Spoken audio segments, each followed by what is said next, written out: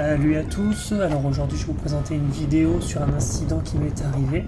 Mais avant de commencer la vidéo, je voulais signaler que j'avais un twist au niveau des élévateurs, que ça servait à rien de revenir là-dessus par commentaire. Parce que bon voilà, avoir 275 commentaires sur un twist élévateur alors que ça se voit, ça le donne de m'énerver et de vouloir... À vous, espèce de putain!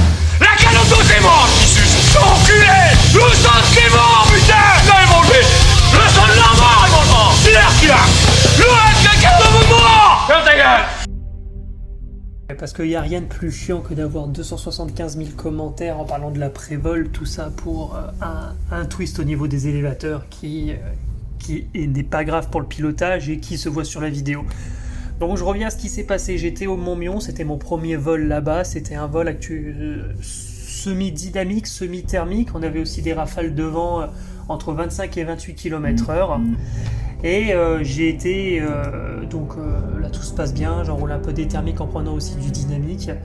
Et il y a un moment où j'ai voulu enrouler un thermique, j'étais trop bas pour l'enrouler, une rafale de vent m'a projeté milieu de terrain. Et j'ai pas eu d'autre choix que faire un tout droit.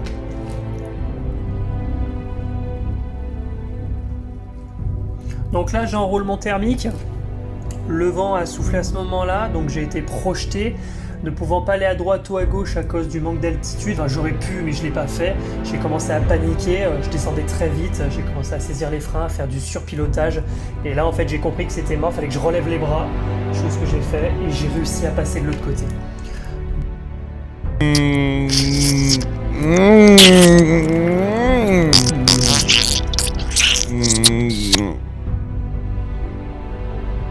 Donc après m'être bien chié dessus et après avoir constaté que je n'avais point pris de froc marron, il fallait que je trouve une solution, sachant que cette zone n'était pas du tout adaptée à un atterrissage. Donc ce qui s'est passé, c'est que j'ai fait des 360 autour du terrain pour perdre de l'altitude pour une phase d'atterrissage, mais surtout pour voir où j'allais atterrir.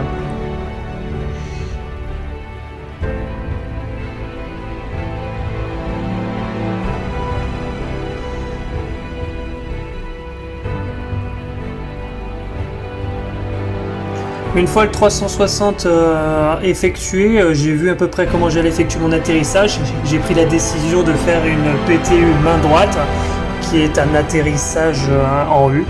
Donc main droite, c'est à droite.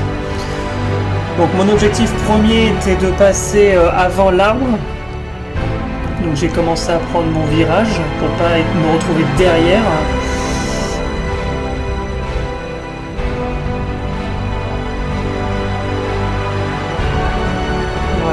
Une fois que j'ai passé cette première étape, j'ai vu que je descendais plus vite que je ne le pensais et j'ai focalisé sur cet arbre devant.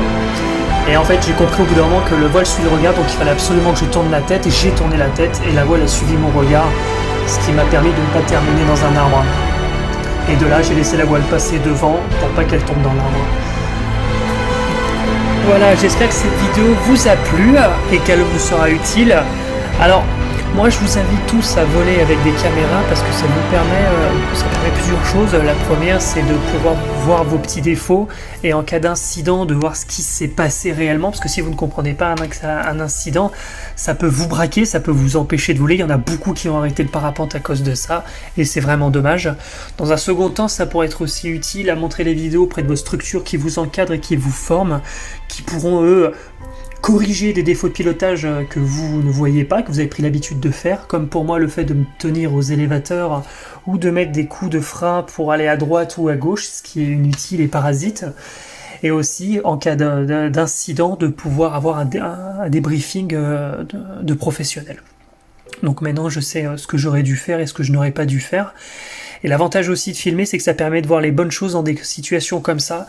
Donc là, sur cette vidéo, on peut voir le fait d'avoir fait un bras haut dans une situation comme ça qui allait entraîner un surpilotage, dont un incident.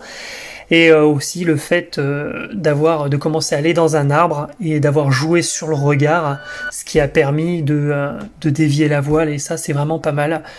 Et cette vidéo pourra servir à la formation du coup sur les incidents de vol et les bonnes choses et les mauvaises choses.